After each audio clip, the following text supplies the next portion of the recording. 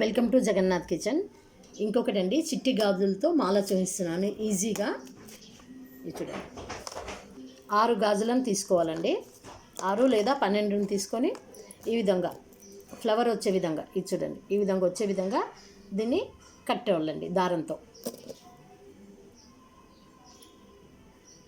దారంతో 12 గుచ్చుకోవాలండి. ఇలా గుచ్చుకొని ఈ విధంగా మీకు చూపించడానికి నేను చేస్తున్నాను. ఇవి ఉన్నాయి కదండి, ఈ విధంగా ఉదాహరణకి ఇదిగోండి, ఈ విధంగా కుచ్చుకుంటే ఇట్లా ఫ్లవర్ లాగా వచ్చేస్తుందండి.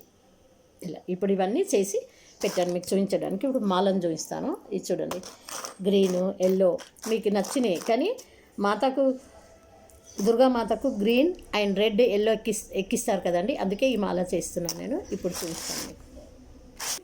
ఉల్లన్నే ఈ విధంగా మీకు నచ్చిన కలర్ తీసుకోండి. నేను రెడ్ తీసుకుంటున్నాను. తీసుకున్న తర్వాత దీనికి కొంచెం అండి ఉలన్ను తీసుకున్న తర్వాత ఈ విధంగా దీనికి పెట్టేసుకోవాలండి. గమ్ పెట్టి ఈ విధంగా పెట్టేసుకోవాలి. నేను చూపిస్తున్న విధంగా మీకు నచ్చిన కలర్ గాజులు పెట్టండి. ఇదిగోండి, ఈ విధంగా అందంగా ఒక మాల తయారవుతుంది. Welcome to Jagannath kitchen. ఇంకొకటండి, చిట్టి గాజులతో మాల చూపిస్తున్నాను ఈజీగా. ఇది చూడండి, 6 గాజులను తీసుకోవాలండి. 6 లేదా 12 తీసుకొని ఈ విధంగా ఫ్లవర్ వచ్చే విధంగా, ఇది చూడండి, ఈ విధంగా వచ్చే విధంగా దీన్ని కట్టేవాళ్ళండి దారంతో.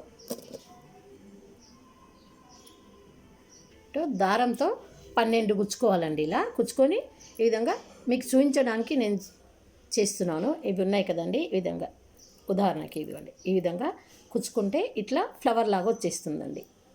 ఇలా ఇప్పుడు ఇవన్నీ చేసి పెట్టాను మీకు చూపించడానికి. ఇప్పుడు మాలను చూపిస్తాను. ఇది చూడండి, గ్రీను, ఎల్లో మీకు నచ్చినాయి. కానీ మాతకు, దుర్గామాతకు గ్రీన్ అండ్ రెడ్, ఎల్లో ఎక్కిస్తారు కదండి, అందుకే ఈ మాల చేస్తున్నాను నేను. ఇప్పుడు చూపిస్తాను మీకు. ఉల్లన్నే ఈ విధంగా మీకు నచ్చిన కలర్ తీసుకోండి. నేను రెడ్ తీసుకుంటున్నాను. తీసుకున్న తర్వాత దీనికి కొంచెం అండి ఉలన్ను తీసుకున్న తర్వాత ఈ విధంగా దీనికి పెట్టేసుకోవాలండి. గమ్ పెట్టి ఈ విధంగా పెట్టేసుకోవాలి.